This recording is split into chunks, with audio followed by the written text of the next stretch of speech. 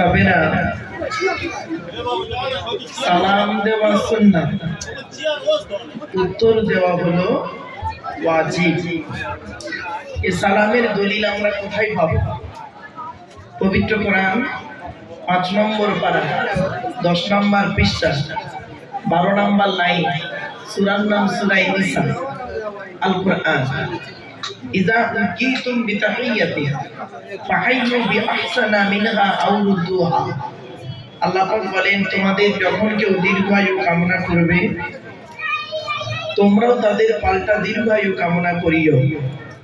প্রাক ইসলামী যুগে প্রফেট মুহাম্মদ সাল্লাল্লাহু আলাইহি ওয়াসাল্লাম আসার আগের যুগটাকে আমরা বলি অজ্ঞতার যুগ। সে যুগে মানুষ মানুষের সঙ্গে দেখা হলে আসসালামু আলাইকুম কথাটা বেশি বলতো না। কি বলতো জানেন? হাইয়া কাল্লাহ, হাইয়া কাল্লাহ। তার মানে আল্লাহ তোমায় দীর্ঘজীবী করুক, আল্লাহ তোমায় দীর্ঘজীবী করুক। যিনি শুনতেন তিনি বলতেন ওয়া হাইয়া কাল্লাহ, আল্লাহ তোমারও দীর্ঘজীবী করুক। বিশ্বনবী মুহাম্মদ সাল্লাল্লাহু আলাইহি ওয়াসাল্লাম পৃথিবীতে এসে পূর্বের ন্যায় আসসালামু আলাইকুম কথাটা চালনা করে দিলেন। পূর্বের ন্যায় কেন বললাম? তাহলে আগের এই সালামটি দিয়েছিল। চলো ইতিহাসটা জেনে নিই। মিশকাত শরীফ, কিতাবুল আদাব, বাবুস সালাম, আল ফাসলুস সালিস, হাদিস নাম্বার 1, রাবীর নাম আবু হুরায়রা রাদিয়াল্লাহু তাআলা আনহু। আল্লাহ পাক আদমকে তৈরি করলেন জান্নাতের ভিতরে, আদমের দেহের ভিতরে আত্মা দিলেন এবং আল্লাহ আদমকে বললেন, আদম ওই যে দূরে ফেরেশতারা বসে আছে ওদেরকে গিয়ে বলো আসসালামু আলাইকুম। জান্নাতের ভিতরে আদম নবী ফেরেশতাদেরকে গিয়ে বললেন আসসালামু আলাইকুম। ফেরেশতারা পাল্টা জবাবে বলেছিলেন ওয়া আলাইকুম আসসালাম ওয়া রাহমাতুল্লাহ। এই সালামটা আদম নবী আর ফেরেশতাদের মধ্যে সীমাবদ্ধ ছিল না। পৃথিবীতে যত সন্তান জন্মগ্রহণ করবে তারা যেন একে অপরকে এই সালামটি দেয়। তাই এতগুলো জ্ঞানী গুণী বুদ্ধিজীবী মানুষ, আপনারা হলেন আদমের সন্তান, আমি হতভাগা আব্দুল্লাহ গিল মারুফ হলাম আদমের সন্তান। আদমের সন্তান হিসাবে নবীর এই হাদিসটাকে আমল করতে গিয়ে আপনাদেরকে আমি সালাম দিয়েছি। সুবহানাল্লাহ একবার বলা যাবে? আরেকটা দলিল, 18 নম্বর পারা 12 নম্বর পৃষ্ঠা 1 নম্বর লাইন, সূরার নাম সূরা নূর, আল কোরআন। ইয়া আইয়ুহাল্লাযীনা আমানু লা তাদখুলু বুয়ুতান গায়রা বুয়ুতিকুম হাত্তা তাস্তানিসু ওয়া তুসাল্লিমু আলা আহলিহা। হে ঈমানদার বান্দাগণ, তোমার বাড়ি হোক বা অন্যের বাড়ি হোক, বিনা অনুমতিতে প্রবেশ করবে না। বাড়িতে প্রবেশ করার অনুমতি দেওয়া হলে সালাম দিয়েই প্রবেশ করবে।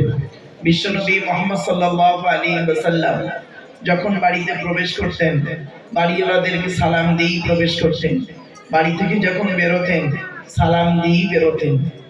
পেছনে একটা হাদিস, মিশকাত শরীফ, কিতাবুল আদাব, বাবুস সালাম, আল ফাসলুস সানি, রাবীর নাম আব্দুল্লাহ ইবনে উমর রাদিয়াল্লাহু তাআলা আনহু।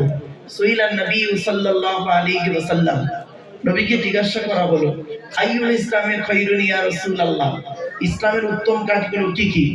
নবীজি তৎক্ষণাৎ বললেন দুটি। ক্বালা তুতিমুত তুআমা, ক্ষুধার্তকে খাদ্য দান করা, অতুকরিউস সালামা আলা মান আরাফতা ওয়া মান লাম তারিফ, চেনা হোক অচেনা হোক একে অপরকে সালাম আদান প্রদান করা। তাই এতগুলো জ্ঞানী গুণী বুদ্ধিজীবী মানুষ, আপনারা আমাকে চেনেন বা না চেনেন, আমি হতভাগা আব্দুল্লাহ গিল মারুফ, আপনাদের চিনি বা না চিনি, নবীর এই হাদিসটাকে আমল করতে গিয়ে আপনাদেরকে আমি সালাম দিয়েছিলাম। সুবহানাল্লাহ আবার একবার বলা যাবে? আরেকটা দলিল, 18 নম্বর পারা 17 নম্বর পৃষ্ঠা 12 নম্বর লাইন, সূরার নাম সূরা নূর, আল কোরআন। ইযা দাখালতুম বুয়ুতান ফাসাল্লিমু আলা আনফুসিকুম। আল্লাহ বলেন, তোমরা যখন বাড়িতে প্রবেশ করবে বাড়িওয়ালাদেরকে সালাম দেবে। পেছনে একটা হাদিস, আন জাবির রাদিয়াল্লাহু তাআলা আনহু قال قال رسول الله صلى الله عليه وسلم আসসালামু ক্বাবলাল কালাম, কথা বলার আগে সালাম দাও। তাই আমি স্টেজে এসে কারোর সঙ্গে কোনো কথা না বলে নবীর এই হাদিসটাকে আমল করতে গিয়ে আপনাদেরকে আমি সালাম দিয়েছিলাম। সুবহানাল্লাহ, আবার একবার বলা যাবে? রব্বি আউযু বিকা মিন হামাযাতিশ শায়াতিন ওয়া আউযু বিকা রব্বি আন ইয়াহদুরুন। ইন্নাহু মিন সুলাইমানা ওয়া ইন্নাহু বিসমিল্লাহির রাহমানির রাহিম। আমানতু বিল্লাহি সাদাকাল্লাহুল মাওলানাল আযীম। আলহামদুলিল্লাহ আলহামদুলিল্লাহি ওয়া কাফা ওয়া সালামুন আলা ইবাদিহিল্লাযীনা ইসতাফা। আম্মা বা'দ, ফাকাদ ক্বালা আল্লাহু তাআলা ফি কালামিল মাজিদ ওয়াল ফুরকানিল হামিদ। আউযু বিল্লাহি মিনাশ শাইতানির রাজীম। বিসমিল্লাহির রাহমানির রাহিম। ওয়া নাযালনা আলাইকাল কিতাবা তিবয়ানান লিকুল্লি শাইইন ওয়া হুদাম ওয়া রাহমাতাম ওয়া বুশরা লিল মুসলিমিন। কোরআনের এই আয়াতটি 14 নম্বর পারা 16 নম্বর পৃষ্ঠা 4 নম্বর লাইনে সূরার নাম সূরা নাহলের 89 নম্বর আয়াতে আল্লাহ বলেন, নবী, তোমার উপরে আমি এই কোরআন অবতীর্ণ করেছি। পৃথিবীর সমস্ত জিনিসের বর্ণনা এই কোরআনের ভিতরে ডাইরেক্ট ইনডাইরেক্ট দলিল সহ আমি আল্লাহ পাঠিয়ে দিয়েছি। আপনারা আজকের কোরআন থেকে কি নেবেন বলুন? ভৌত বিজ্ঞান নেবেন? কোরআনই আছে। জীবন বিজ্ঞান নেবেন? কোরআনই আছে। জিওগ্রাফি নেবেন? কোরআনই আছে। কি নেবেন? আফটার লাইফ, আফটার লাইফ, রাজনৈতিক জীবন, পারিবারিক জীবন, সাংসারিক জীবন, অর্থনৈতিক জীবন, সামাজিক জীবন সবই রয়েছে কোরআনের ভিতরে। আমরা কোরআনটাকে বুঝি না, পড়ি না, পিছিয়ে পড়ে আছি। আরেকটা রেফারেন্স দিচ্ছি আপনাদেরকে। 15 নম্বর পারা 18 নম্বর পৃষ্ঠা 14 নম্বর লাইন সূরার নাম সূরা কাহফে আল্লাহ পাক বলছেন, ওয়ালাকাদ সাররাফনা ফি হাযাল কুরআন লিন-নাস মিন কুল্লি মাসাল ওয়া কানাল ইনসানু আকসারা শাইইন জাদালা। এর বাংলা মানে কি? আল্লাহ বলছেন, আমি এই কোরআনের ভিতরে পৃথিবীর সমস্ত জিনিসের বর্ণনা উদাহরণ সহ মানুষের জন্য বলে দিয়েছি। ওয়া কানাল ইনসানু আকসারা শাইইন জাদালা। বেশিরভাগ মানুষ এই কোরআন বোঝে না, না বুঝে নিজেদের মধ্যে মারামারি ঝগড়ায় লিপ্ত হয়। ঠিক না বেটি? আমার বাপেরা, আমি কোনোদিন এখানে এসেছি বলে মনে হয় না, তবে আমি আপনাদেরকে অনুরোধ করছি, প্লিজ অ্যাটেনশন, একটু আলোচনাটা গুরুত্ব দিয়ে শুনুন। টু দি পয়েন্টের উপরে আলোচনাটা করার সুযোগ আমাকে দিন। وقال الله تعالى في كلام المجيد والفرقان الحميد إن الله وملائكته يصلون على النبي يا أيها الذين آمنوا صلوا عليه وسلموا تسليما. درود شريف. اللهم صل على سيدنا مولانا محمد وعلى آل سيدنا مولانا محمد. বাপেরা, দরুদ শরীফ যখন পড়বেন, আল্লাহুম্মা সাল্লি আলা সাইয়্যিদিনা মাওলানা মুহাম্মদ, ওয়ালা আলে বলবেন না। ওয়ালা আলে বলে কোনো শব্দ নেই। ওয়ালা আলে বললে নফির মানে হবে, নেগেটিভের মানে হবে, নাবাচকের মানে হবে, উল্টে গোনা হবে। আচ্ছা, এটা কি? ওয়ালা আলি, ওয়ালা আলি। আলাটা হলো ইংরেজিতে বলে প্রিপজিশন, বাংলায় বলে অব্যয়, আরবিতে বলে হরফে জাররা। জলসা কেন দেন আপনারা? জলসা দেবার উদ্দেশ্য হলো 3টে। 1 নাম্বার, অজানাকে জানা। কি বললাম? অজানাকে জানা। কি অজানা জানা? একটু ধৈর্যের পরিচয় দিন, এখানেই বুঝতে পারবেন কিছু ইনশাআল্লাহ।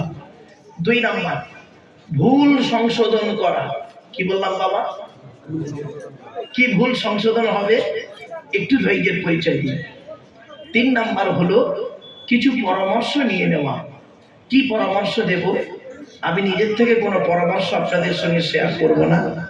According to Islamic law, not only according to Indian law, according to Islamic law, the holy Quran থেকে আমি কিছু পরামর্শ আপনাদেরকে দেব। আর বিশ্বনবী মুহাম্মদ সাল্লাল্লাহু আলাইহি ওয়াসাল্লামের হাদী মুতসৃত বাণী, হাদিস থেকে কিছু কথা আপনাদেরকে আমি পরামর্শ দেব। এই কোরআন আর হাদিস মোতাবেক যদি আমি আপনি পৃথিবীতে চলতে পারি, আশা করি শান্তিতে থাকতে পারবো ইনশাআল্লাহ পরকালে জান্নাত পাবো। এই তিনটে কারণে জলসা দেওয়া হয়। কিন্তু দুঃখের বিষয় কি জানেন বাবা, এই তিনটে জিনিসই জলসাতে পূরণ হয় না, বড় কষ্ট লাগে। তাই আজ আমি আপনাদের কাছে আলোচনার শুরুতেই আমি কয়েকটা কথা একটু বলে নিচ্ছি। দরুদ শরীফ যখনই পড়বেন, আল্লাহুম্মা সাল্লি আলা সাইয়্যিদিনা মাওলানা মুহাম্মদ ওয়া আলা আলি, কি বললাম বাবা? ওয়া আলা আলি, ওয়ালা আলি মারাত্মক বড় ভুল। চলো একবার ওই দরুদটা একটু দয়া করে পড়তে পারবেন, যে দরুদটা আমরা নামাজের মধ্যে পড়ি? একটু দয়া করে পড়ুন না বাবা। আল্লাহুম্মা সাল্লি আলা মুহাম্মাদিন ওয়া আলা আলি মুহাম্মাদ কামা সাল্লাইতা আলা ইব্রাহিম ওয়া আলা আলি ইব্রাহিম ইন্নাকা হামিদুম মাজিদ। আল্লাহুম্মা বারিক আলা মুহাম্মাদ ওয়া আলা আলি মুহাম্মাদ কামা বারাকতা আলা ইব্রাহিম ওয়া আলা আলি ইব্রাহিম ইন্নাকা হামিদুম মাজিদ। এখন প্রশ্ন হলো, আপনি দরুদ পড়লেন কেন? চলুন, কোরআন কি বলে, হাদিস কি বলে? কোরআনের কোথায় লেখা আছে? 22 নম্বর পারা, 5 নম্বর পৃষ্ঠা, 6 নম্বর লাইন, সূরার নাম সূরা আহজাব, আয়াত নম্বর 56, আল কোরআন। ইয়া আইয়ুহাল্লাযীনা আমানু, হে ঈমানদার বান্দাগণ, সাল্লু আলাইহি, তোমরা নবী মুহাম্মাদের উপরে দরুদ পেশ করো, ওয়াসাল্লিমু তাসলিমা, এবং নবীর প্রতি আন্তরিকতার সঙ্গে সালাম প্রেরণ করো। এই আয়াতটা হলো আয়াতে মুতলাক, সেন্টেন্স বা জুমলাটা হলো মফউলে মুতলাক, বাবে তাফঈলের মাসদার। নবীর উপরে দরুদ পড়তে হবে, এটি কোরআনের দলিল। এবার আসছি হাদিস থেকে কি পাওয়া যায় দেখি। বহু হাদিস আছে বাবা, সংক্ষিপ্ত সময়ের ভিতরে তো কিছু আলোচনা রাখবে ইনশাআল্লাহ, একটু ধৈর্যের পরিচয় দিন। তো দু চারটা হাদিস আপনাদের কাছে পেশ করছি। আল্লাহ নবী বলেন, মান সাল্লা আলাইয়া ওয়াহিদাতান সাল্লাল্লাহু আলাইহি আশারা, যে ব্যক্তি আমার উপরে একবার দরুদ শরীফ পড়বে, আল্লাহ রাব্বুল আলামিন তার নামায় আমলনামায় 10টা নেকি লিখে দেবে। আরেকটা হাদিস, মান সাল্লা আলাইহি আশরান ফি আউয়ালিন নাহারি ওয়া আশরান ফি আখিরিন নাহারি নালাতহু শাফাতি ইয়াউমাল কিয়ামা। আল্লাহ নবী বলেন, যে ব্যক্তি দিনের শুরুতে আমার উপরে 10 বার দরুদ শরীফ পড়বে এবং দিনের শেষে আমার উপরে 10 বার দরুদ শরীফ পড়বে, ওই ব্যক্তির শাফাত সুপারিশ কিয়ামতের মাঠে আল্লাহ আমার সঙ্গে তার খুবই নিকটবর্তী করে দেবে। আরেকটা হাদিস, আচ্ছা বাপেরা, একটা আখিরি দোয়া হবে তো? বলুন না বাবা, দোয়া হবে। আচ্ছা, এই দোয়াটা আল্লাহর দরবারে কবুল হবে কি করে বুঝবেন? আল্লাহ নবী বলছেন, শুনে নিন, ইন্নাদ দুআ মাওকুফুন বাইনাস সামাই ওয়াল আরদি লা ইয়াসআদু মিনহু শাইউন হাত্তা তুসাল্লি আলা নবিকা। আল্লাহ নবী বলেন, নিশ্চয়ই দোয়া অবস্থান করে আসমান আর জমিনের মধ্যবর্তী জায়গায়। ওই দোয়াকে উপরেও নিয়ে যেতে পারে না, নিচেও নামাতেও পারে না। হাত্তা তুসাল্লি আলা নবিকা, যতক্ষণ পর্যন্ত তোমরা নবীর উপরে দরুদ পাঠ না করে দোয়া চাও। সুতরাং নবীর উপরে দরুদ পড়ে দোয়া চাইলে ওই দোয়া আল্লাহর দরবারে কবুল হয়। জোরে বলুন। লাস্ট হাদিস, অনেক হাদিস আছে বাবা, এই লাস্ট হাদিস। আচ্ছা, আমরা সবাই জান্নাতের আশা করি তো? হ্যাঁ, বাহ। আচ্ছা, জান্নাত কার আশা করে? মারাত্মক আলোচনা। আল্লাহ নবী সাহাবীদের বললেন, তোমরা জান্নাতের আশা করো? সাহাবীরা বললেন, ইয়া রাসূলুল্লাহ, জান্নাতের আশা আমরা প্রত্যেকেই করি। তখন নবীজি ঘুরিয়ে বললেন, জান্নাত কার আশা করে? তখন সাহাবীরা পুরো চুপ। নবীজি বললেন, শোনো, ইন্নাল জান্নাতা তাশতাকু ইলা খামসাতি নাফার, জান্নাত 5 শ্রেণীর মানুষের জন্য আশা করে। কয় শ্রেণীর মানুষ? 5 শ্রেণীর মানুষের জন্য জান্নাত আশা করে। আমার বাপেরা একটু ফলো করুন। 1 নাম্বার, তালিয়াল কোরআন, প্রত্যহ কোরআন তেলাওয়াতকারী মানুষের জন্য জান্নাত আশা করে। 2 নাম্বার, ওয়া হাফিজিল লিসান, এই জবানকে হেফাজতকারী মানুষের জন্য জান্নাত আশা করে। 3 নাম্বার, অমুতিমিল জিআন, ক্ষুধার্তকে খাদ্য দানকারী মানুষের জন্য জান্নাত আশা করে। 4 নাম্বার অমুকসিল উরিয়ান, বস্ত্রহীনকে বস্ত্র দানকারী মানুষের জন্য জান্নাত আশা করে। 5 নাম্বার ওমান সাল্লা আলা হাবিবির রহমান, যে ব্যক্তি নবীর উপরে বেশি বেশি করে দরুদ পাঠ করে ওই লোকটার জন্য জান্নাত আশা করে। তাহলে আমি একবার দরুদ শরীফ পড়িয়েছি, পেছনে কোরআনের আয়াত হাদিসও দিয়েছি। বাবা দরুদ শরীফ পড়তে কোনোদিন কৃপণতা করবেন না। চলো दीन मिला ईमान मिला, पढ़ने के लिए कुरान मिला, जो कुछ देने का था सब कुछ दिलवा दिया कमली वाले ने, कलमा तय्यबा ला इलाहा इल्लल्लाह, ला इलाहा इल्लल्लाह, ला इलाहा इल्लल्लाह मुहम्मदुर রাসূলুল্লাহ সাল্লাল্লাহু আলাইহি ওয়াসাল্লাম।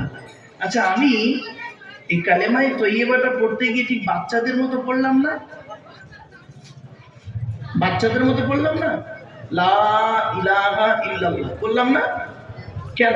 কারণটা কি শুনে নিন। কালেমা পড়তে গিয়ে আমরা একটা ভুল করি। কি ভুল? এই দেখেন, আপনাদের এলাকায় ওই ছোলা কতম বা কলমা খানি বলে একটা জিনিস আছে, ওটা হয়? হ্যাঁ, এই দেখেন, রাগ করবেন না কেউ। ভদ্রলোকে ছোলা কতম পড়তে দেখেছেন? ও লোক কি করে দেখবেন, এদিকে ছোলা ফেলে যাচ্ছে আর বেখেয়ালি